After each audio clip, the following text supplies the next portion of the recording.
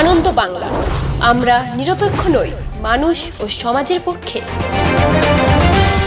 নিবেদন করছে RP club private limited এবং Leo, a large EV and solar innovation. সহ নিবেদক বারডোয়ান ইউনিটেক টেকনিক্যাল ইনস্টিটিউট, যে দেয় চাকরি ও ভবিষ্যতের গ্যারান্টি। নিত্য নতুন বেরোচ্ছে ফোন আর কম্পিউটারের মডেল, মাউস, হেডসেট, স্পিকার, কোনোটাই আর খুব বেশি দিন চলে না।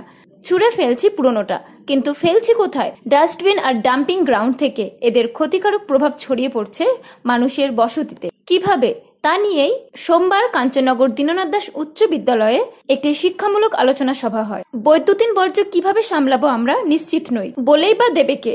সাধারণ ময়লার সঙ্গে এর অনেক তফাৎ।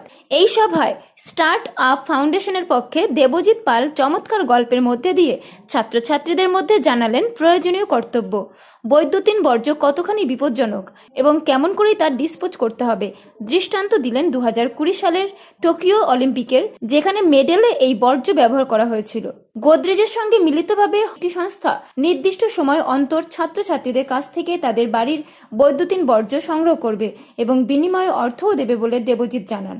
এইভাবে 100% রিসাইকেল হয়, সেটাকে আবার পুনরায় কাজে লাগানো হয়। ঠিক আছে, তো রিসাইকেল কেন করবো? আমি একটা এক্সাম্পল যদি দিই, আমি তোমাকে এক গ্লাস বিশুদ্ধ জল দিলাম, আর এক গ্লাস ওই বিশুদ্ধ জলই দিলাম, শুধু আমার ফোনটা একবার চুবিয়ে তুলে নিলাম। তোমরা কোন জলটা খাবে বলো তো? বিশুদ্ধ জলটা না ফোনে চোবানো জলটা? ফোনে চোবানো জলটা কি জন্য নয়? দেখতে তো পাচ্ছি স্পষ্ট, একদম পুরো স্বচ্ছ। কেন ওটা? প্রধান শিক্ষক ডক্টর সুভাষচন্দ্র দত্ত জানান, ইওয়েস্টে তেজস্ক্রিয় কিছু উপাদান থেকে যায়, যেসব এখন সবার মাথা ব্যথার কারণ হয়ে দাঁড়িয়েছে। ফলে এই জাতীয় আলোচনা সবার কাছে শিক্ষণীয়, বড়দের কাছেও।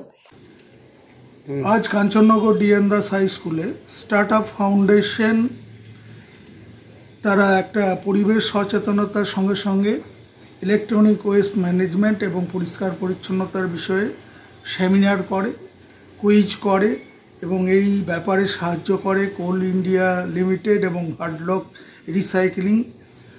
এবং তারা যে সমস্ত ওয়েস্টগুলো বিদ্যালয় বা ছাত্রছাত্রীরা নিয়ে আসবে সেগুলোর রিসাইক্লিংয়ের ব্যবস্থা করবে।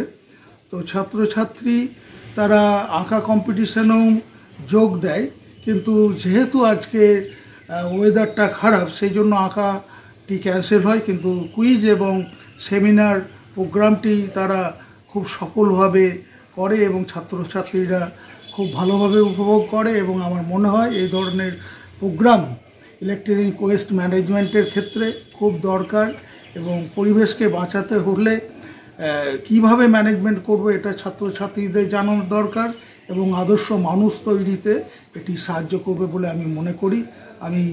পূর্ব বর্ধমান থেকে দেবাশিস ঘোষের রিপোর্ট, আনন্দ বাংলা।